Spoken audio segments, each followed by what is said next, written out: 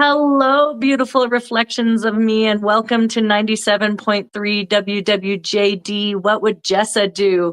We're here with Robbie Jeanette, and he is a songwriter and musician and all kinds of things. And we're looking forward to talking to him about how his music transformed his life and helped turn pain into positivity and purpose. So, with that, Robbie, why don't you go ahead and introduce yourself? Hi, my name is Robbie Jeanette. I am a musician, multi-instrumentalist. I'm also an educator. I've taught music in various forms and written different books on it. I've been a journalist, writing for Keyboard Magazine and Huffington Post and different entities, and world traveler, do a lot of things. But music is my main passion, and it's what I do for not just professionally, but for personal catharsis, which is always important. Yeah, so tell us what kind of things have you used music to overcome? Like what kind of things have happened in your life, or big moments that brought up that need to find that passion and that Well, purpose? there's been numerous incidents. I think when you are an artist of any sort, you use your art to cope, to deal, to process. So whether you're a painter, photographer, I think even minute things can transform into, in your art and in your life. But obviously big things do make a huge impact, and how that comes out. One of the first really big things that impacted me was I had a hand injury on tour, and I cut all the tendons to my pointer finger, which is a really important finger for a piano playing bass player kind of guy. I bet. So rehabbing from that and dealing with that and relearning how to play piano was its own journey. And then in 2018, actually the anniversary was yesterday, 7 years ago, my house and studio burned down in the Woolsey fire. So overcoming that as a event, and then going right into the pandemic shutdown, lockdown kind of period, was really a 1-2 punch. And all of the music that I created out of those two events have come out this year in the form of 10 albums that I wrote, recorded, and produced myself. Not just, again, as catharsis, but also as art form and exploration. And, there's something about getting into the music that pushes the rest of the world away, and you can kind of enjoy the piano, the playing and whatnot. But I was putting a lot into my lyrics as I processed and dealt with it. So a lot of my songs, it's not overt like the fire burned my house down, I gotta, but there's a lot to how we deal with things that, sometimes it comes in the form of questions we ask. Sometimes it comes in the form of statements. Both find their way into my music. But on the other side of the fire, I've created more than I had in years before the fire, and released and put out more. And a lot of that probably wouldn't have happened without that So, transformative trauma. so were you a musician before all of this started, and Always. what originally got you into music? Was it just like you were a kid and you just loved music, or what I'll sparked tell that you, passion? anytime, just jumping forward, anytime a parent comes to me and says, "Hey, I want my kid to take lessons, what do you recommend?" My first question is, can you keep them away from the instrument? Do they fall asleep with their guitar at night? Do you have to constantly tell them to stop playing piano because it's too late and too loud? Those are the lifers. So for me, if you got my mom on the horn, she'd say, yeah, he was always at the piano, couldn't leave it alone, always picking at it, always curious, always listening. So I was just musical from the get-go. What I didn't get was traditional music education. So I took home lessons from like 6 to 14, and then I quit, and I've been on a journey of self-discovery, and it's been actually a wonderful thing. I've kind of How become did a David against the Goliath of traditional music education. how did music help you figure out who you were? Well, a lot of times when, that's a great question, actually. When musicians start writing, we do things, and this is probably true of different mediums of art, we imitate people. So maybe my early songs were imitations of Elton John or Billy Joel or whatnot. And you start to discover the things that move you. I play a lot of blues and boogie woogie piano and stuff, and I got into funk a lot and whatnot. So as I pursued my passions, who I was in terms of my music started to kind of reveal itself. And then the further I got, the more that I started changing and saying, you know, that one style that I thought was me, I can do more than that. So even just these albums this year, if you listen to the first one and the last one, there's a lot of different tones, textures, grooves, rhythms, because I'm constantly at play. And so the person that I found through music was not one limited genre and one flavor. It became everything I can touch and put my fingers into, and everything you can experience. yeah, so I'm a roving explorer. That's awesome that you experience the world through music. So one of my questions was, how does the songs that you've created help with your emotion? You know, like, can you go from being in a rut, like you were saying, where you play the blues? How does that blues help you out of that emotion? You know, it's funny. Sometimes when you're really happy, you can reflect and write songs about sad times. Sometimes when you're sad, Yeah. you play a funny song to cheer yourself up, or you know what I mean? That there can be that kind of dichotomy. But a lot of times when I write something, it's not overt to the listener, because I always want it to be open to interpretation, so you can imprint your life into it. So it's not so literal, and there can be multiple interpretations. But when I listen back to my own songs, I hear messages that I left for myself. I hear things that I said or did where I listen back and I kind of can nod my head, because I knew the truth that I was getting at then, and I see that truth even more clearly now. So sometimes, you know, an older song can kind of come back and rehaunt, you know, or just remind. I totally get that. My music will sometimes, like songs that I've written, just little pieces of it will come into my head. I'm just like, oh, I wonder why I needed to hear that right now. Sometimes, and songs are great for other people. So somebody who didn't go through what I went through hopefully can hear a song of mine and say, wow, that really resonated with me. Maybe helped me, maybe lifted me, maybe got me to question something that I was maybe holding off on questioning. Yeah, that's I like exactly questions in why I songs. created. Sorry. No, I was just gonna That's say, I like exactly questions why I created Dear Divine Guides, is because my music, it wasn't just like, I learned that the songs helped more than just myself. Like when I would share them, it would move people, and it would mean something to them on a deeper level, and it would help them shift, you know? Sure. And so it was just so surprising to see how my song had that ability to transform someone. But so that makes me, so I just had a quick question. So Yeah. what songs from like your youth and like big artists like made you into who you are today, and like kind of led your music writing? That's a huge long list, but if I go back really, really early and look at my life, looks what we do with music, putting it out to other people, music has done for us. So we hear a song, and sometimes we're not prepared, and it hits us, and there we are crying to it, or laughing to it, or commiserating with somebody that we'll never meet, but that obviously went through something that resonates with us. So when I grew up, my dad would be singing around the house a lot, so I heard a lot of songs through him. But the first song I ever learned as a kid by memory was American Pie.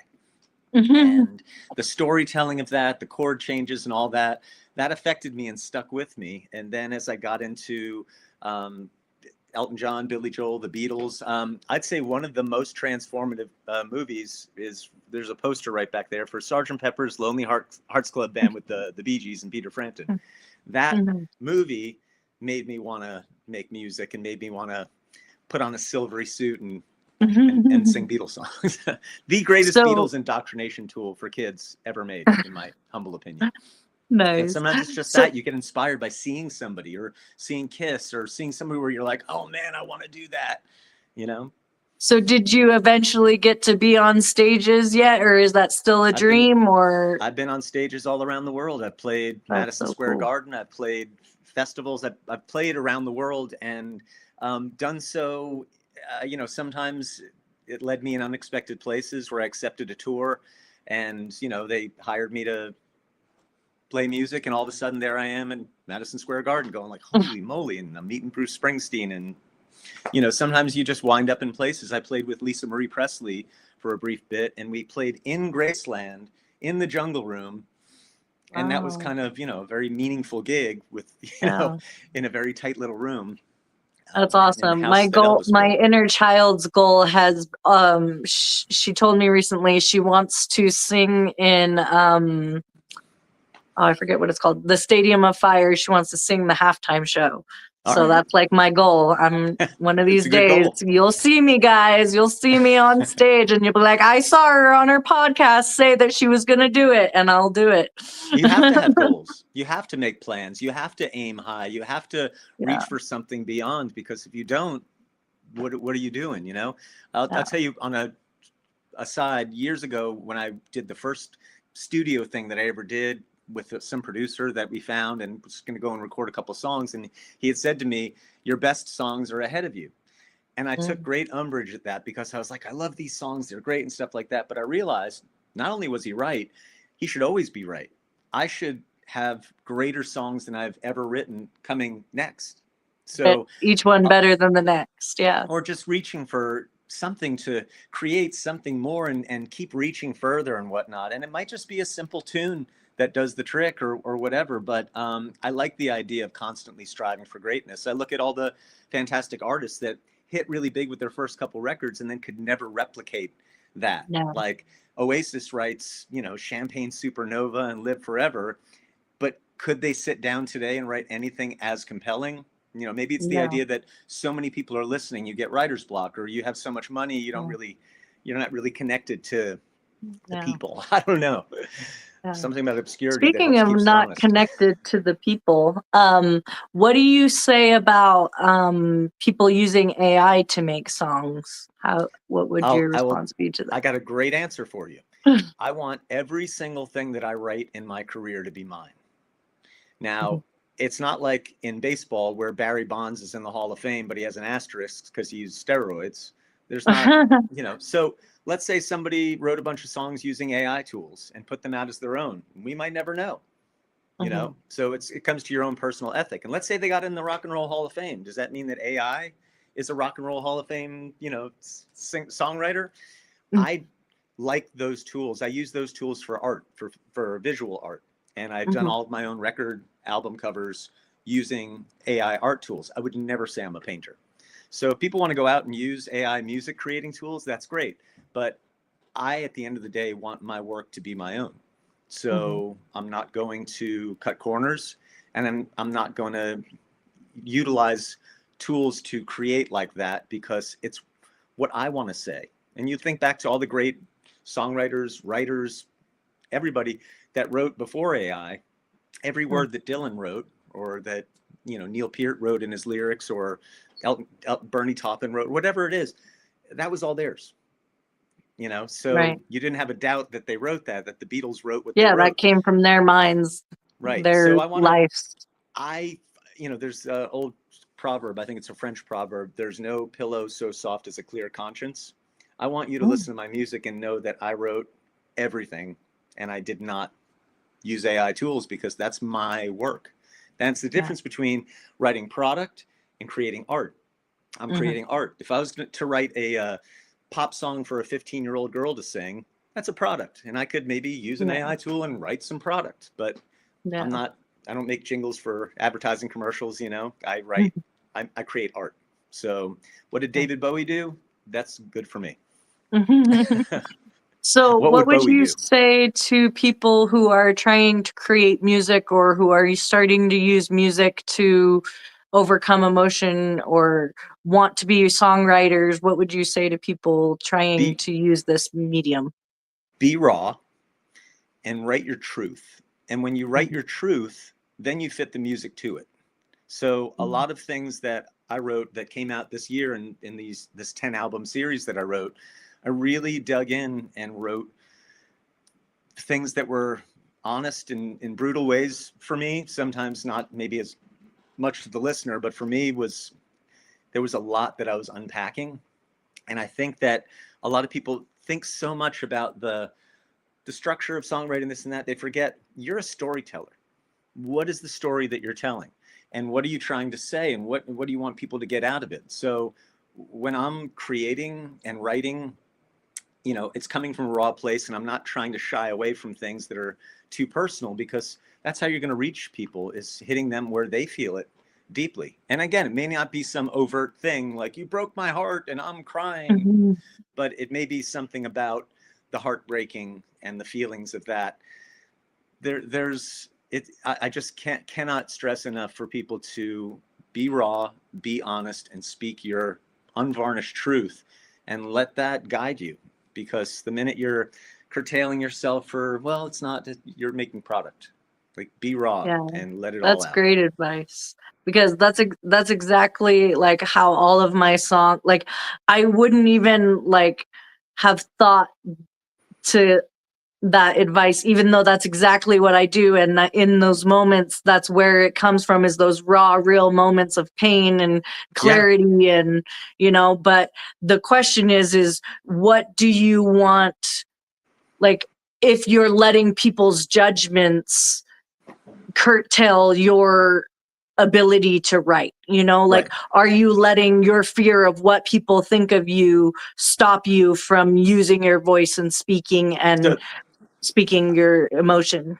I would say in that case, and in a lot of cases in songwriting, go meta. Write about the idea of people judging you. Yeah. Like, it's like there's that meta level, like meta communication, communicating about communicating, metacognition, thinking about thinking. So Yeah. sometimes when you're wrestling with that, like, oh, people are going to judge me on this, write about people judging you, or write about I why people actually can't have judge a you. song about that called Watch Me from the Crowd. It's like, watch Nice. me succeed, bitches. There it That's- is. And sometimes it's really straightforward like that. Sometimes it's something that kind of slips through. I think when people hear a song, they're not always thinking about what the lyrics are directly saying. They're just singing it to themselves, and they're singing along, and they might not even realize what the words are, but your brain is processing lyrics. Oh, So you can get a lot of thought, philosophy, ideas across the transom and past the guards that normally would keep people. That's why I love a question in a song, because when you put a question in somebody's brain, it gets asked, it rolls around in there. And then if you the can seed unlock planted. some of that, yeah, unlock some of those things that were sometimes in a, like, we have a steel cage around, and it's like, I just slipped through the bars and put in something that might unlock that cage, Yeah. you know? So, what do you do your music for? Who do you do it for yourself? Do you do it for people, or what is the purpose behind your music?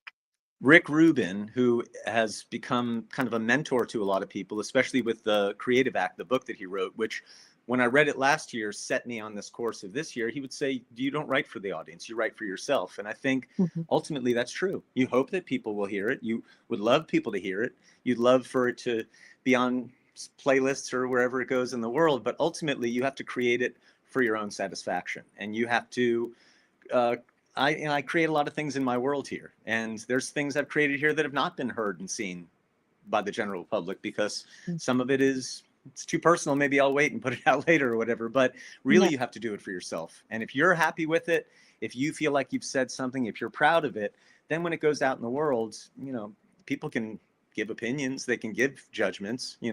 What's the difference between a judgment and an opinion? We could get in a whole conversation of that, but ultimately those are going to bounce off the shield of what this is that I built, and how I am in my, I don't want to say bubble, but in my zone. And when people are talking about this, I'm already on to the next thing I'm creating. They're already Yeah. talking about stuff that's from my past. And by the time they're onto that, I'm already onto something else. So I think So, you would got to you keep. say music helps you live in the moment and not in the past or the future? Like, you get that out, and then Well, you're able to yeah. move on. Yeah, I mean, a lot of times, and you can probably speak to this as a creative person, you're Yeah. most into what you just created. But, those things become a snapshot of maybe a time in your life in the past, but they become a present moment for anybody that hears it for the first time. So we could hear a song from the 1930s that resonates something about love or loss or whatever, that hits us in a place where, like, we feel it. That person felt it at that time, and we don't even know the circumstances of their life that made them write the lines in there. But the experience that unfolds when you listen to something new becomes your new present. And again, it could shift your trajectory a little bit towards maybe a different road of understanding and self-acceptance. How has music taken you down a different path than you would have expected? Oh my goodness. I mean, every tour that I've done, every record that I've done, touring and going different places and playing music different places, or meeting new people, or making lifelong friends around the world. I think so much of the stuff that happens with music is the ancillary stuff, the where you go, the who you meet, the people you vibe with. You know, a lot of times when I would go on tour, I'd try to see something in the town. So I'd find somebody would take me out to an apple orchard in, you know, Michigan, and we'd go apple cider tasting, or to a swimming hole in Austin, or wherever it was, you know, because I wanted to get out and see things. And again, you meet people, you have experiences, and music takes you really wherever you let it go. I mean, even if you're staying in one place and playing in a bar every Saturday night, you know, it might get a little samey and whatnot, but you have people that you interact with and experiences, and, you know, it's better than So you'd staying in the say it's house. the connections that you've made. I think absolutely. And then you have ties to different places that I can go back, and I played music in that place, and these people were gonna, you know, you make friends, because music is a communal thing. It joins you together. And I think we kind of touched on this earlier, but it also kind of immortalizes you. Like, you leave your mark on the world. Like, you were talking about how a song from 1930s, they felt it then, but now it's still here, and it can still touch people in this day and age. And but one of the things I wanted to say before I forget my train of thought, I have a thing about that. But when I auditioned for American Idol, it was that community. It wasn't even about whether we got picked or anything. It was just the energy of all these musicians and creators and people singing, and just the joy and just the expression. And like, music really connects people on a deep level. And I think that's why I personally don't think AI can imitate our human emotion and make songs to the depth of making people feel things. Yeah, it can create a song, and it might be a nice, catchy song, but it's not going to make you feel the same way. I think that it can make you feel a certain way. I don't know if you've seen a lot of these AI funk covers of metal songs. I haven't. So there's all these videos popping up, and it'll be like a picture of Van Halen, but they all have afros, and it's like a Van Halen song, but it's done like a super 70s greasy funk band with horns and stuff. I've been hearing all these coming out, and I would go see a band do all these songs like that in a heartbeat, because the songs are great. You hear them translating out of their original production. So a song is a great song. When you remove a song from its production and put it in another genre or whatever, and it's still a great song, it's a great song. So I feel things. I love funk. So to hear this great funky take of like Thunderstruck or The Trooper or something like that, where I know the song, but it's got this great horn section and great, even though it's all AI constructed, I feel the funk. I feel the song. And again, it makes me want to go see somebody do it live. And I guess I'm more meaning like a song from scratch that doesn't already have that human, you know, and yet that where it's like they create the lyrics, they create the, you know. There was a band that hit on Spotify and got a whole bunch of views, and they kind of had a certain sound. It was all original material, and people liked it. I mean, you'll see more and more of that. And part of the problem with that is people listen to a lot of very superficial modern music, so it fits right in with that. Whereas if you grow up listening to all the greatest music of the 20th century, you're going to have a harder time accepting maybe something like that. I'll go again. The funk songs are amazing. So funk metal, who knew? I don't want to poo-poo anything or be too much of a purist. You know, you love what you love, you feel what you feel. No, I'm loving the difference of opinion and the kind of back and forth and kind of getting an alternate point of view, you know, like, because some people are all for AI, some people are way against it, and I'm not either way. I just like hearing the different, you know, I didn't even know half that stuff was out there. So, you know, like, it's just starting, and it's not going away. Yeah. So, but I don't think it'll ever take over the industry and be replaced by human. Like, I don't think it'll replace the human songwriters, you know. It's I think certainly going to make it's going to make live musicians and human songwriters more of a rarity. So Right. in a fake world, what's the commodity that is rarest? Authenticity. Yeah. So that's why I've been doing these live shows that I've filmed in a studio, playing with a band Mhm. of these songs on a grand piano in a way that I could never go out to a club and reproduce it, because I want people to Mhm. see this is a live performance, and Mhm. these are people playing instruments. There's no auto tuning. That little Mhm. vocal or this little thing, everything was played as is. I want people to see that, because at the end of the day, that's authenticity. And if Right. you fake stuff too much, then when it comes time to get real, you might have a hard time doing it. But if you're real all the way, then you know, just Right. be real. Yeah. I'm glad you said that because I really value authenticity, and I think that songwriters are the the most, not the most, because artists have that raw emotion and like everyone has their form of expression. I'm not saying one is better than the other, but for me I can connect with it more because when I've seen like the raw emotion that it elicits when you sing your songs. And so I'd Yeah. love to know if you're willing to share any of your songs or how we can hear your songs to kind of feel that feeling of what you went through and Well, be there with if you you. go on any streaming service, Robbie, Robbie, Jeanette, Gennet, you will find all my music there. And my live videos are out on YouTube, so I'm very easy to find. RobbieG.music on Instagram, and I'm trying to be as accessible and present in the world as possible. And I will say that when we talk about older songs from the past, they will still do the work that they can do. They will still bring the magic if kids can hear them, if adults No. can hear them, if anybody hears it, Yeah, if So we stop if listening to them, they can't do anything for us. that's it. So do I want people to listen to my music? Hell yeah. Do I think that if they do, they will find lots to like? Yes. Do I think that they will get my music if they never hear it? Possibly not. So, when you put on, like, I have kids, and they've grown up in a household with tons of music being played around them.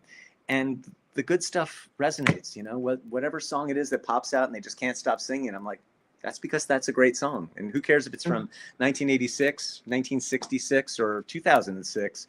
Great music just will hit you. And Yeah. if you listen to enough good stuff, you'll have the taste to maybe think, that artificial stuff sounds too fake.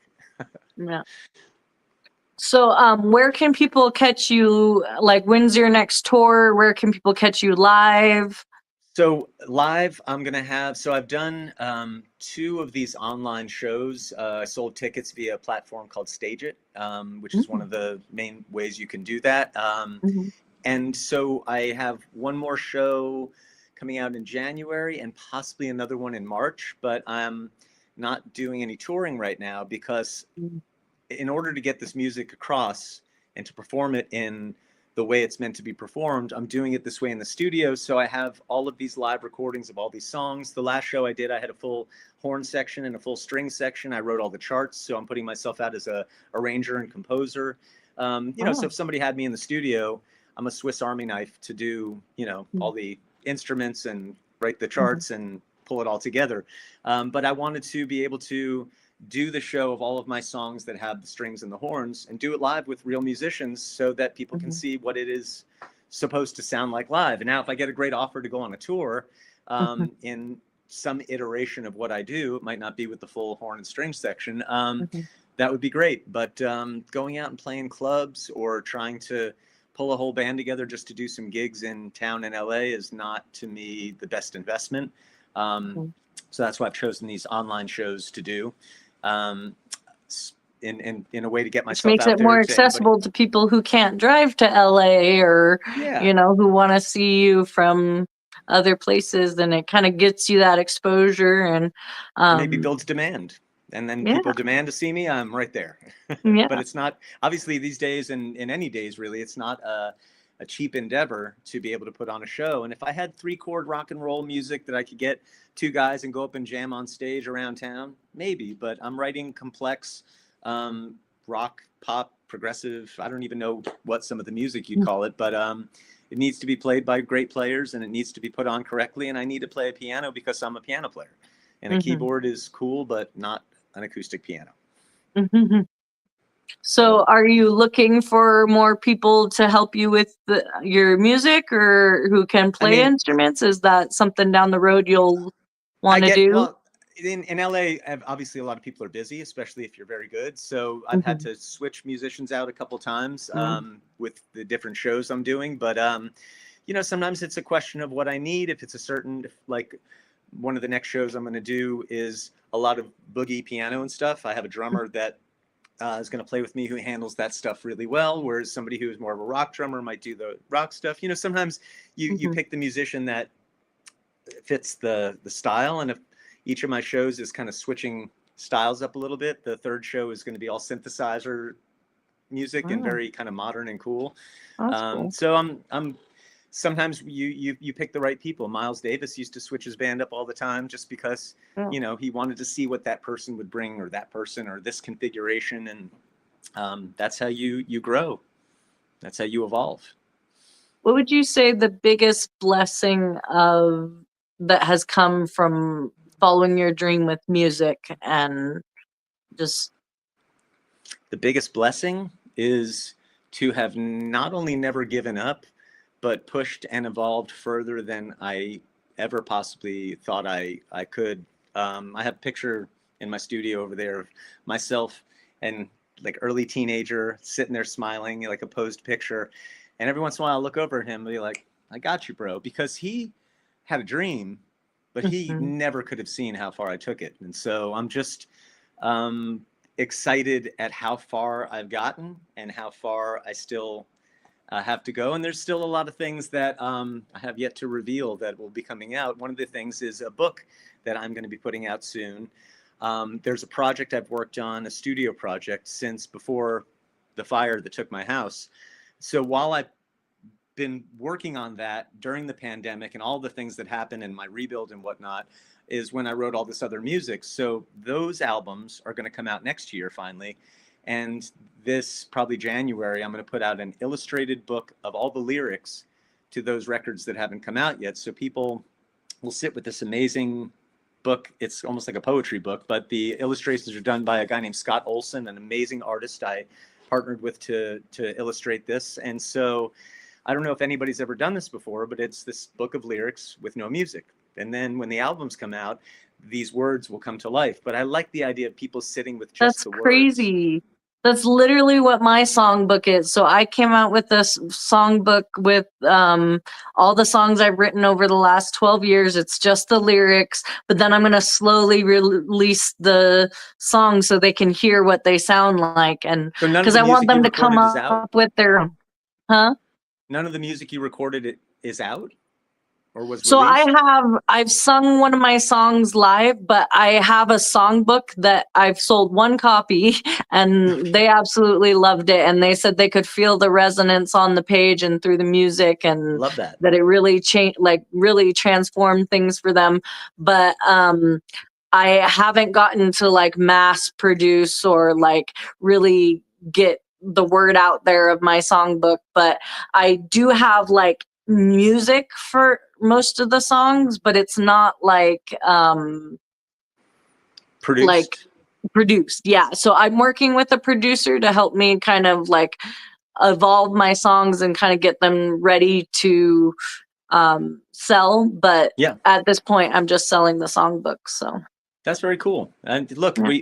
we're all trying to do different things, right? To put Yeah. ourselves out there, put our music, put our words, get it, you know, people interested, and to take a chance and read something, and they might be struck and be like, this is some of the greatest stuff I've ever read, or at least take a chance, take a taste, Yeah. right?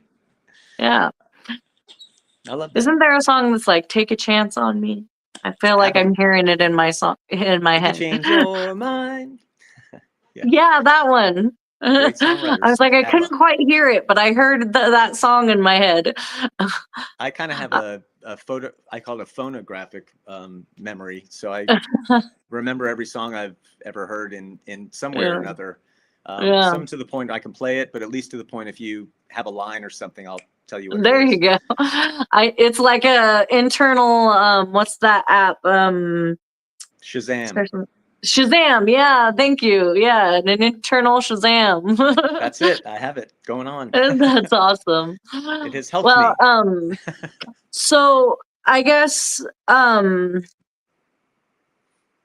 to think if there's anything else that viewers might want to know. What is your book called, and when it does come out, where can people find it, and how It's can people find your social media and stuff? so my social media, since people don't always spell my last name correctly, I do it as RobbieG.music, which makes it easy. Perfect. But and I think on Facebook it's just Robbie Music, but pretty easy to find once you found me.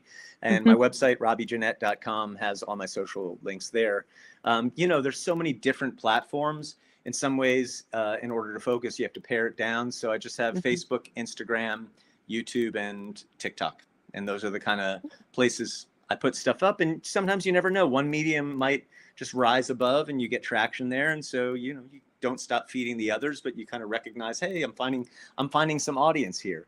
So my book is called The Red Sphere, and it is coming out sooner than later. We're just inking a publishing deal so that it can be mass produced and available everywhere, and all of the codes and different things that need to be done can be handled in a professional manner, because this is a professional release. So everyone be out on the lookout. Watch out. It's coming yes, soon. and it's I'm going exciting. to I love link the your mystery. go ahead. I was just gonna say, I love the mystery. I love there being more to something, where you get something and it leads to the next. And I like people having wonder and peeling the layers back. And I'm into that. I like for people to have a lot of things they start to anticipate and get into, and it's good. I think building a little mystery is not a bad thing in this world. Yeah, and if you guys are curious and want to peel back the layers of his music, I'm going to link down below the Spotify link so you can find him on Spotify and check out those albums that he was talking about I hope you after do. the last couple of years, right? Yep. It took me it was a couple of years of writing, but I finished and released everything all this year. So, and Wow. aside from 4 songs, I had my wonderful friend Michael Jerome play on drums. Everything else on every record is my instruments, voice, playing, programming, whatever it was all me, and all the mixing. It was a labor of love, but also I wanted to, sometimes you get produced by people, and at the end you're like, it sounds like somebody's version of me, not a better version of my version of me. And I think at the end of the day, us artists, if we have a really strong idea of our identity, we just want a better version of what we're going for, not a completely different version. Not somebody else's idea. Yeah. And when you're starting out, sometimes somebody says, look, I'm a producer, you sit back, I'll put this together. And you might need that. You might be a little not sure or lost, and they might have some great ideas. They might make you do something you're against at the beginning, but then it turns out to have been the right thing. I've also had recordings where I listen back years later and I'm just like, man, why did I let that go? But then I created. Stay true to who you are. Authenticity. That's it. That's it. Yep. Well, on that note, thank you so much. Beautiful reflections of me. And thank you, Robbie, for joining us today. And I hope you all had a wonderful time getting to know Robbie like I did. And we will see you next time on 97.3 WWJD. What would Jessa do? Bye. Bye.